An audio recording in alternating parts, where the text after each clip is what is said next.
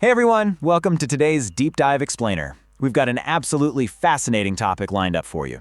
We're going to unlock the microscopic secrets of the smartphones we use literally every single day. Have you ever wondered what actually happens when you just press the power button? In the physical world, it's just a simple click. But on the logic board, that tiny movement triggers a massively complex chain reaction.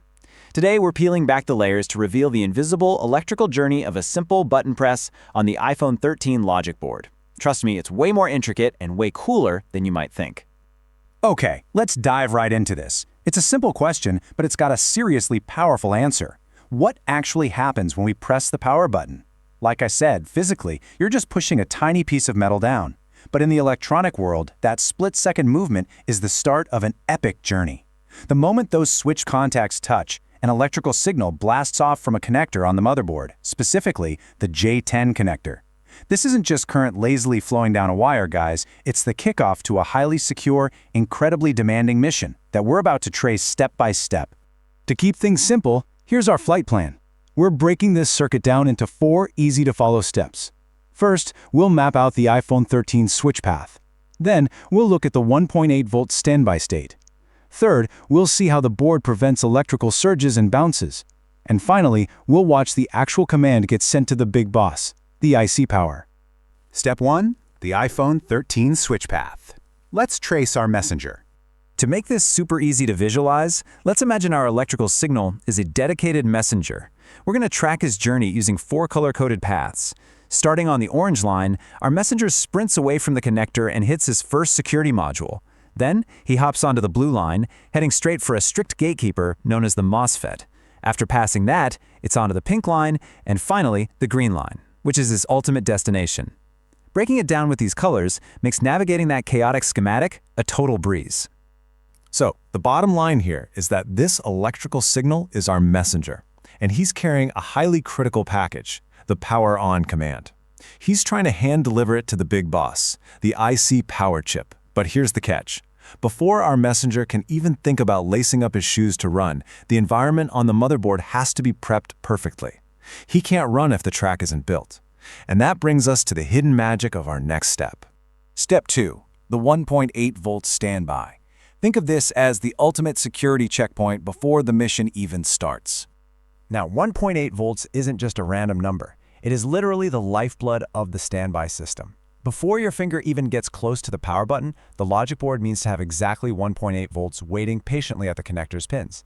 In the schematic, this line is called PP1VA always. And yeah, always means exactly that. It needs to be there all the time. For you repair techs tuning in, this is a massive diagnostic test point. If you take your multimeter to it and find 1.8 volts waiting there, it's concrete proof that the phone's standby power is alive and well.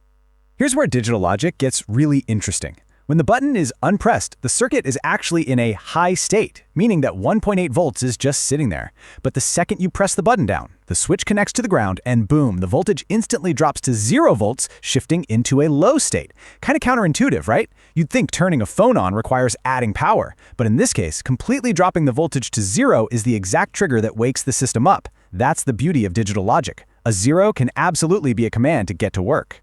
Step 3. Preventing surges and bounces. This is where our messenger has to survive some serious microscopic hazards. The moment you press the button and the state drops to 0, our messenger on the orange line takes off. But literally millimeters into his run, he hits a brutal obstacle, a tiny component called the FL module. Now don't let its microscopic size fool you. This little guy packs 3 major superpowers. First, it provides ESD protection, shielding the board from electrostatic sparks jumping off your finger. Second, it blocks EMI, or electromagnetic interference. And third, which is absolutely crucial, it handles the debounce function, using an internal RC filter and a TVS diode. So, what in the world is switch bounce, or debouncing? Well, it's basically filtering out the chaotic, stuttering electrical signals that happen when you push a physical button, turning them into one clean command. And this brilliantly illustrates a real-world physics problem. When the metal spring inside the button pushes down and the contacts touch, they don't just connect perfectly on the first try. At a microscopic level, they actually bounce up and down for a few microseconds, which creates a wildly rapid, flashing electrical signal. If we didn't have that RC filter acting as a shield, all those rapid bouncing signals would get sent straight to the IC power. It would be like someone stuttering, yelling, turn on at the processor. The phone would get deeply confused. It might glitch out, turn on and immediately shut off, or just get stuck in a boot loop, all from one normal button press. But thanks to the RC filter, it translates that chaotic stuttering into one smooth, confident turn-on command. Quality control at its finest. Step 4. Sending commands to the IC power. It's time to meet the gatekeeper. So, how does this all connect? Once the signal is perfectly filtered and smoothed out, our messenger transitions over to the blue line.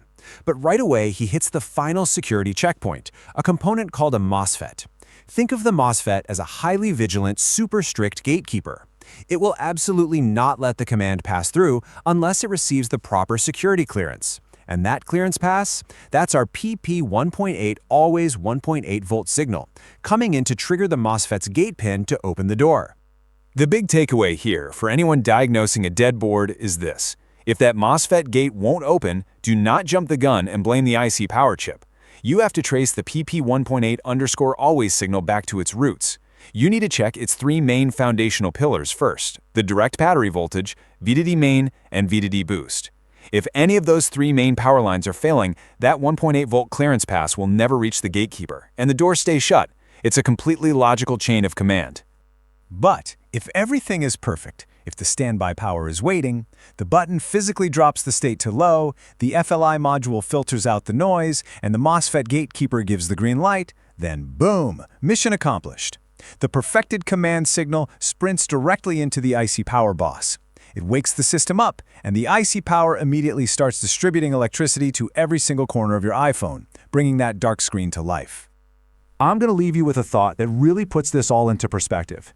If something as simple as pressing the power button one single time requires this insane level of protection, guarding against static, interference, and microscopic bounces just to avoid total system failure, what kind of unseen chaotic signals do you think the rest of that logic board is fighting off right this very second? The hidden world of microelectronics is just mind-blowing, isn't it? Thank you so much for joining us for today's Explainer. We'll catch you in the next one for another deep dive.